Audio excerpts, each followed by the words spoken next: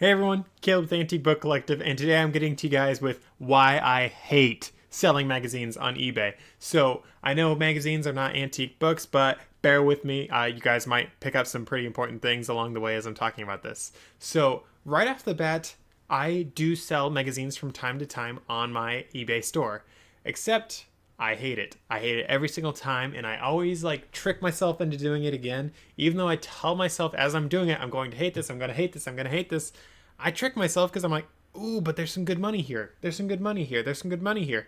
Like there are some magazines that I've picked up, and it's like, oh, I can sell this for $40, and then I can pick up like 100 all at once, and then I buy them, and I take them home, and I hold on to them forever and ever and ever and ever and ever. And there are actually some magazines that my dad bought and has that he's like, oh, can you resell them? And I tried doing it and had zero luck because they might look like they sell a lot, and I know of plenty of people that have had them sell, but generally the ones that sell are the ones that are priced incredibly low. So when I buy my books, I look at the average prices and I'm like, all right, average, average, average. And then I like normally undercut the average price by a smidge. And because of that, I'm able to get more sales. But with magazines, there's a lot on the bottom end of the price. And those are generally the ones that sell the best. So I know of plenty of people that have lots of luck selling magazines in general. They normally do, from my experience, they normally do auction style for that. But for me, I've had no luck with that. And because I have no luck with auctions or anything else with magazines in general, I either am not making money or I am losing money, or on the very rare occasion, I actually do make some money, but it's not worth my time because of how long I had to do all these different things. And all that said and done, I'm going to explain why I'm doing this video now. So I'm doing this video now because I just sold my last lot of magazines that I bought. Hopefully it's my last one ever. No promises on that. But this particular lot of magazines, I bought 70 some for them. I bought 70 some magazines, and I paid like $7 for them. I just sold them for $80. I was asking $150, but I sold them for $80. I've been hanging on to them for a few months. They were very creepy, in my opinion.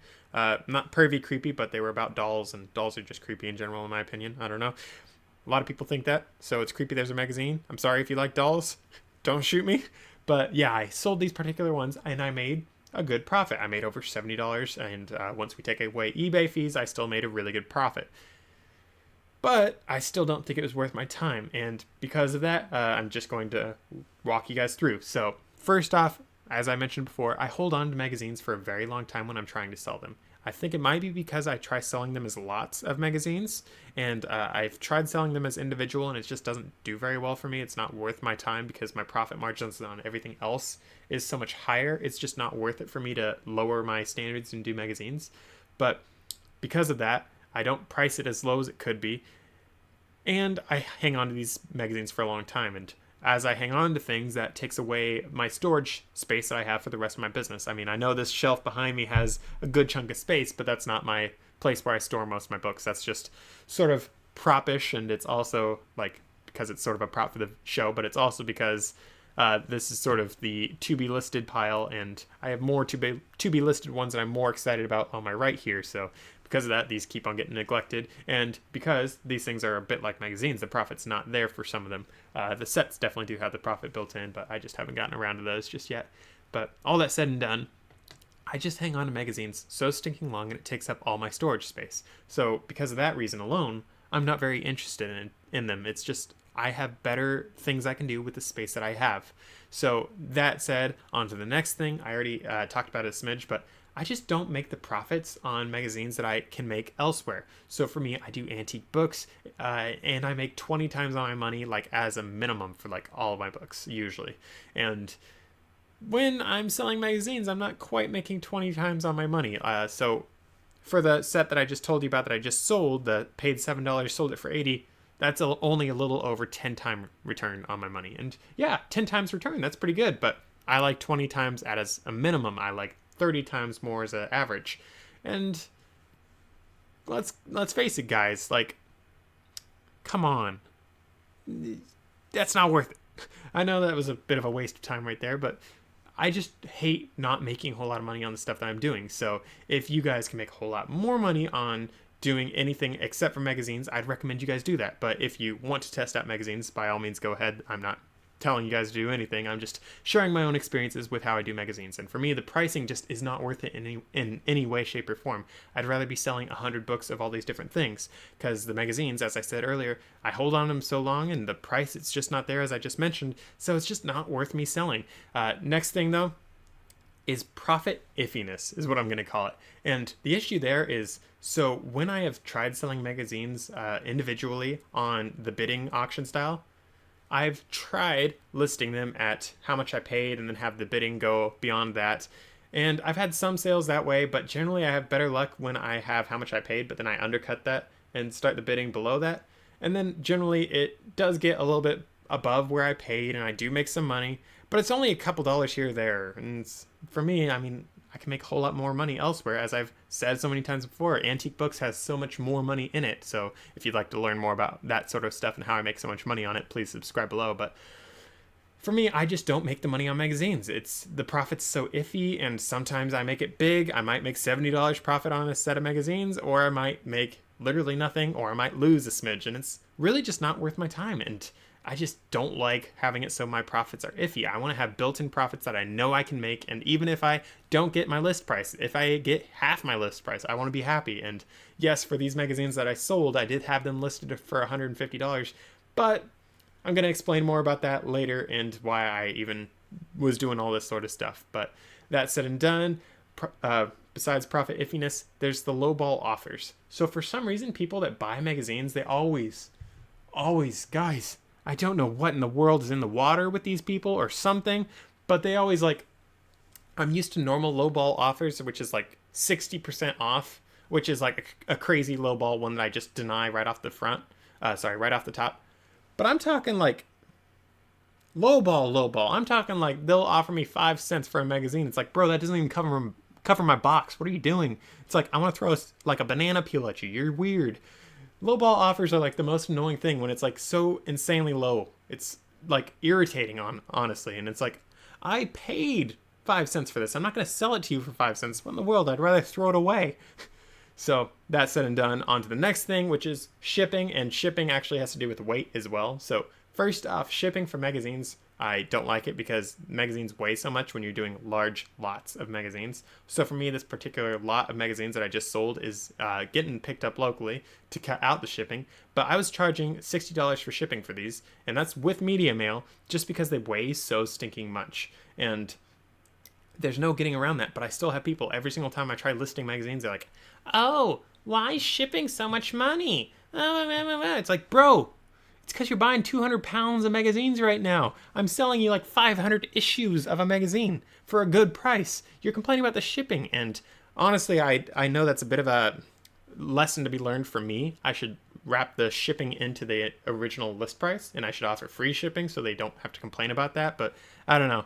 It's something that I don't do in the rest of my business, so it's something I've never thought of doing here. And because I'm deciding to probably kill magazines for the rest of my business, potentially, I'm not going to take that lesson into advisement, but it's something you guys might want to test out if you're doing it. But yeah, shipping is just the most annoying thing ever for me. And that, plus the weight, is just terrible. But let me just talk about the weight now.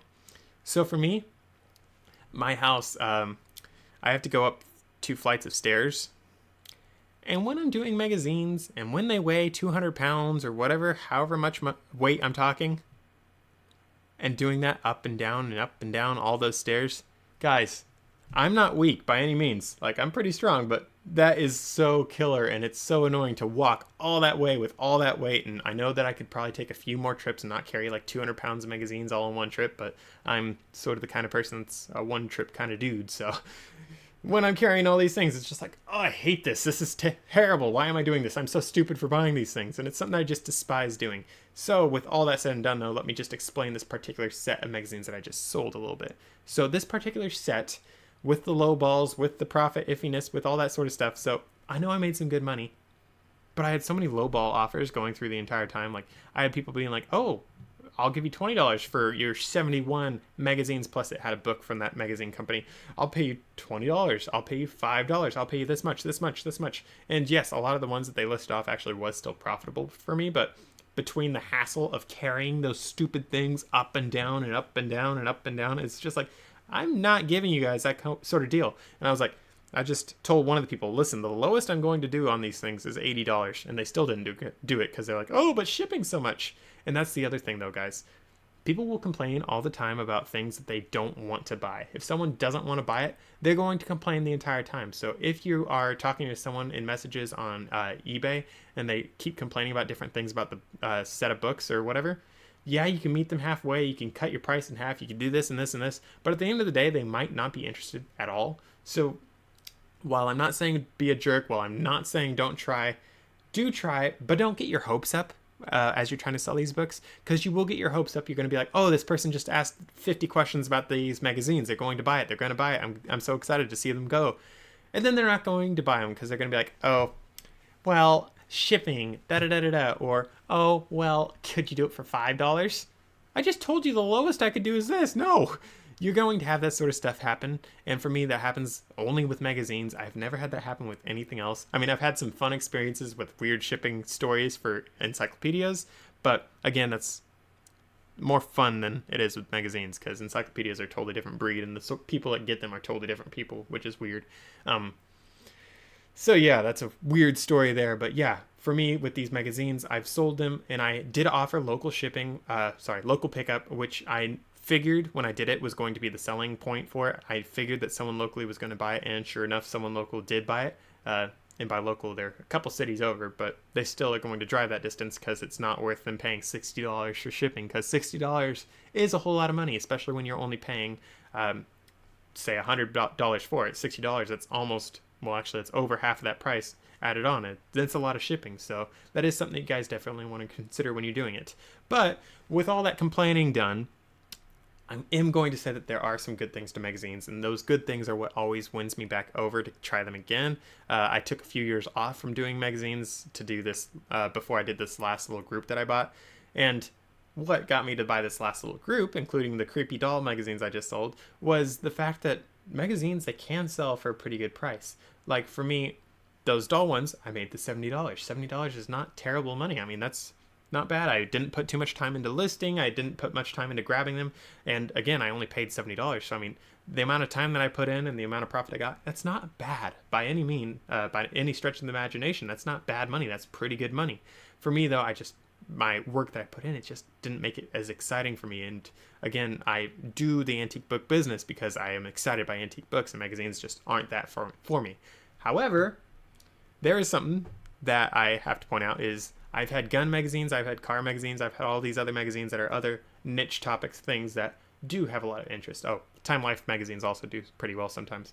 But those sort of things, I mean, they're not my sort of interests all the time, but sometimes I look them up just on a whim and I'm like, oh wow, I can make some pretty good money on that. And I might pick up that magazine. And honestly, I recommend to you guys, especially if you're doing this for your first time, or if you haven't checked out magazines before, I recommend that you guys check them out when you're at your different estate sales. I mean, for me, I have my eBay app open on my phone as I'm doing it, and I type in the different information. I type in the issue number, the year, the magazine name. So let's just, for example, say Time Life, November 4th, and you just type that in to eBay, and it'll probably give you the right thing. And if you have like quite a few, you could say Time Life 1965 set, something like that, and you can get like the whole set of the 1960s for price comparisons, that sort of stuff, and you can see about how much money you can make for these different things, and it can be really worth it. You can make some really good money.